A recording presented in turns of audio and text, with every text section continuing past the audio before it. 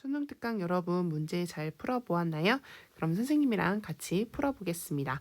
우리가 교과서에 나와 있지 않은 부분은 여기 앞부분과 그리고 끝부분이에요. 그래서 교과서에 나와 있지 않은 부분을 같이 본 다음에 문제를 풀어보도록 하겠습니다. 앞부분을 보겠습니다.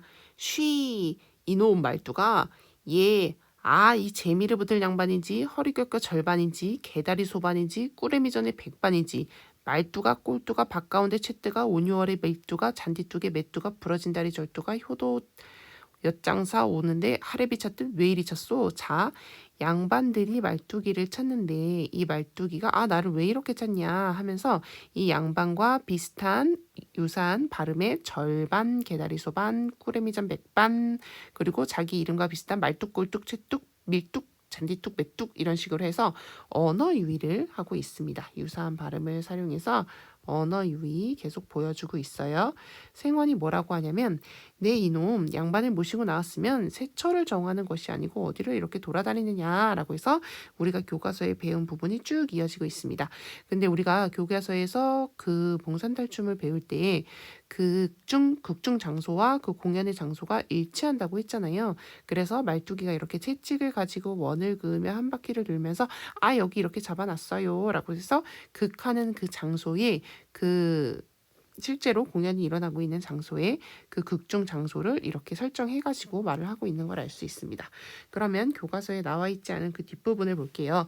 세처를 정하고 나서 이제 양반들이 세처 안에 앉는다 하고 우리는 여기서 중략돼서 생략돼서 교과서에 실리지 않았잖아요.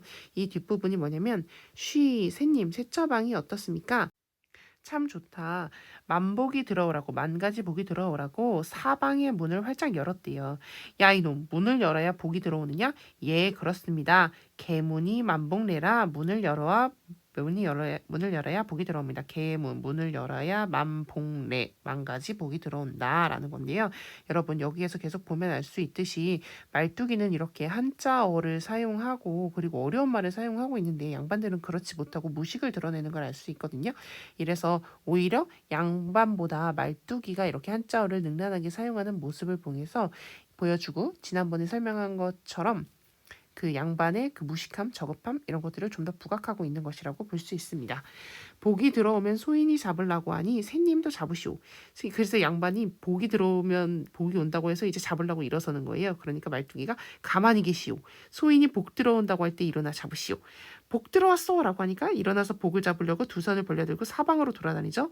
이때 복이야 복이야 소리치면 채찍으로 양반들을 때린다. 이런 걸 통해서 웃음을 유발하고 그리고 양반들을 희화화해서 양반들을 풍자하고 있는 겁니다.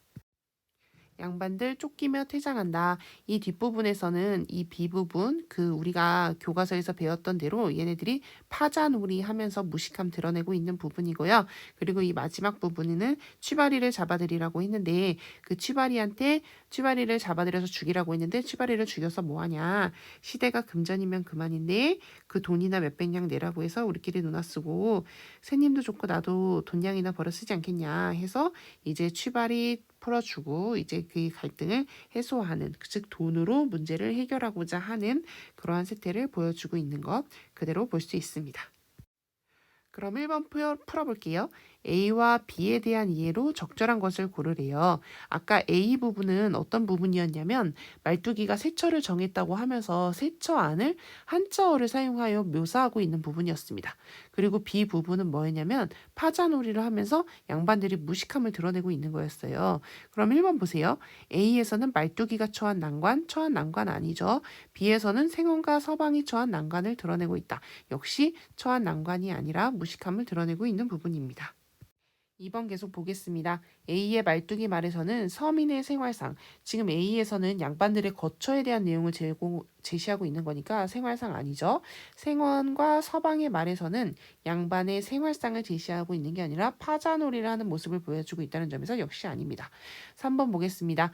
A에서는 어려운 한자어를 능란하게 해서 말하는 말뚝이의 모습 맞죠? B에서는 무지한 생원과 서방의 모습을 제시함으로써 오히려 말뚝이만큼도 말을 못하는 양반들의 교양이 저급함을 부각하고 있는 거 맞습니다. 그래서 답은 3번입니다. 자, 4번도 계속 볼게요.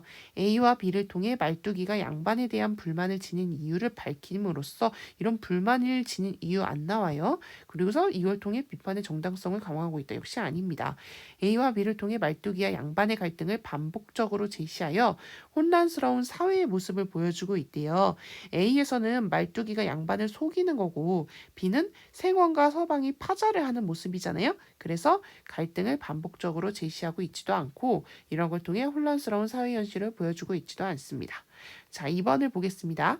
기역과 미음에 대한 설명으로 적절하지 않은 걸 고르래요. 기역은 무대 장치 없이 임의의 약속을 통해 가상으로 공간을 설정함을 나타내고 있대요. 기억이 뭐였냐면 아까 그 채찍을 가지고 원을 그으면서 한 바퀴 삥 돌면서 이 세처 정했다고 하는 부분 있잖아요. 그래서 임의의 약속, 여기가 세처라고 하자 이런 걸 통해 가상의 공간을 설정함을 나타내는 거 맞습니다. 니은은 유교적 관념을 중시하는 사회적 풍토가 드러나 있대요. 니은은 뭐냐면 그 세처를 정했는데 그 벽에 어떤 말이 붙어 있었냐면 남편을 바라보니 인의 예지가 북변을 바라보니 효제충신이다 라고 해서 인의 예지 효제충신 해서 유교적 관념을 중시하는 사회적 풍토 맞습니다. 디귿은 여러분 뭐였냐면 세처를 정했는데 똥물에다 축축 축여놨다고 했다 담배를. 그러니까 아 뭐야 하니까 아 꿀물에다 축여놨다 그리하였소 하면서 양반들이 합창하면서 꿀물에다 축여놨다네 하면서 춤을 추는 부분이에요. 디귿 부분이. 그러면 이 부분을 통해 양반들이 지닌 권위가 훼손되는 효과 맞죠 여러분. 똥물에다 축여놨다고 했는데 아 꿀물에다가 했다고 했어요 라고 해서 아 꿀물에다 축여놨대 하면서 막 춤추니까 역시 양반의 권위가 훼손되는 효과 맞습니다. 리을 보면 부당한 행포를 자행하는 양반들의 모습을 구체적으로 묘사하고 있대요. 리을이 뭐냐면 그 말뚝이의 모습을 얼굴을 묘사하고 있는 부분이거든요. 나랏돈 노랑돈 7푼 잘라먹은 놈 상통이 무르익은 대초빛 같고 울룩줄룩 뱀이 잔든 같은 놈 얼굴이 배추처럼 붉고 그리고 뱀처럼 생긴 놈을 잡아들여라 라고 해서 말뚝이의 외양을 묘사하고 있는 모습이기 때문에 4번이 틀렸습니다. 5번은 그 미음인데 미음은 뭐냐면 돈이나 몇백 냥 내라고 해서 쓰라고 하면 새님도 좋고 나도 좋고 돈냥이나 벌어 쓰지 않겠냐라고 해서 말뚝이를 죽이지 말고 그냥 돈 내라고 하고 그걸 우리 같이 쓰자라고 하는 모습이에요. 그래서 그 부분 모든 걸 돈으로 해결하려고 하는 뇌물이 통용되던 시대의 사회의 부조리한 면모 드러내고 있는 거 맞습니다. 마지막 3번 보겠습니다. 자, 보기를 참고하여 말뚝이에 대해 설명한 내용으로 적절하지 않은 걸 고르래요. 봉산탈춤의 말뚝이는 트릭스터라는데 트릭스터는 속임수를 사용하는 자리예요. 트릭스터는 속임수를 통해 다른 인물과는 구별되는 자신만의 특징을 드러내며 어떠한 상황이든지 그 상황을 자신에게 유리하게 만들고 그리고 자신이 원하는 결과를 얻는 능력을 가지고 있대요. 속이는 행동을 하지만 미워하거나 무시할 수 없을 뿐만 아니라 때로는 보는 이에게 통쾌함을 전해준다. 트릭스터는 공간, 시간, 사회, 언어 등의 여러 측면에서 경계성을 지니고 있어서 어느 한 곳에 속하지 않는다. 그리고 경계에 존재하면서 속이고 장난하면서 사회 질서를 공격한대요. 이때 자주 사용하는 것이 발음이 유사하거나 동일한 말들을 이용하는 언어를 통한 속임수래요. 트릭스터는 언어나 의미의 경계에서 자기에게 유리한 언어나 의미의 영역으로 움직인대요. 자, 볼게요. 소리치며 채찍으로 양반들을 때린 것은 양반들을 우리 속 짐승처럼 다룬 것으로 양반 중심 사회의 신분질서 체제에 대해서 공격한 것이다. 맞죠, 여러분? 자, 그리고 이는 뭐야? 라는 생원의 반응에 대해 똥물과 발음이 유사한 꿀물을 이용하여 생원을 위한 말을 한 척하는 것은 언어의 속임수를 사용한 것. 자, 언어의 속임수, 이런 거 언어 유의 맞습니다. 3번 생원의 의문에 대해 계문이 만복래를 인용한 말로 답해서 양반들이 자신의 말을 믿게 한 것은 상황을 자신에게 유리하게 이끌어가는 능력을 보여주는 거 맞아요. 누추한 세처에 대한 설명을 통해 생원에 참 좋다 이런 반응을 이끌어낸 건 말뚝이가 자신이 원하는 결과를 얻는 능력을 가지고 있는 거 트릭스터의 능력 맞습니다.